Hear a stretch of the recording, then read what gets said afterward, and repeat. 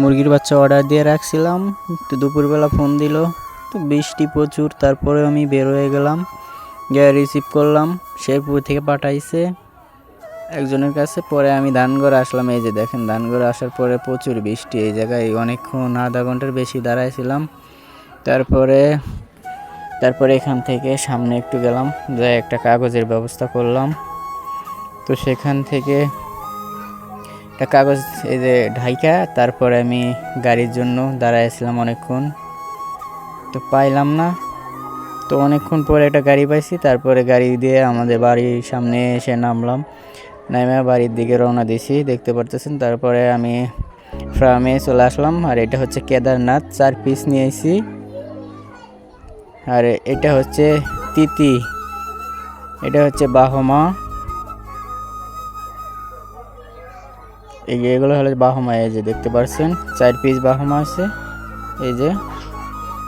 তারপরে এই যে আমি গুনে গুনে এখান থেকে ভিতরে দিয়ে দিচ্ছি লাইটের নিচে। কেদারনাথ 4 পিস দিয়ে দিলাম এখানে। তারপরে আমি তিতির 4 পিস দিয়ে দিলাম, দেখতে পারতেছেন। তারপরে আমি বাহমার 4 পিস দিয়ে দিলাম, বাহমার 4 পিস দেওয়ার পরে এখান থেকে আমি দিব হচ্ছে এলাকা টার্কির 4 পিস।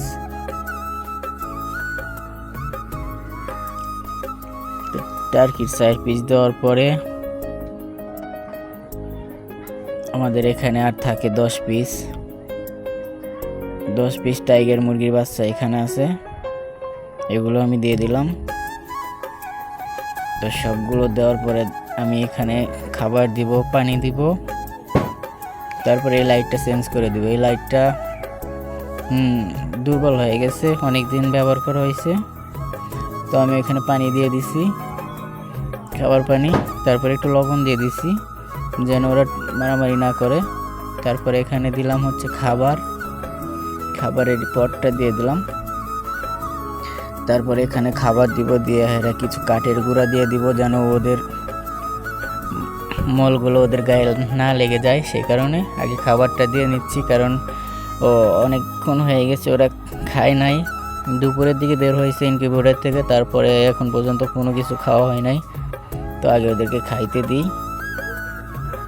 তারপরে আমি এখানে কাঠের গুঁড়াগুলো দিয়ে নিব।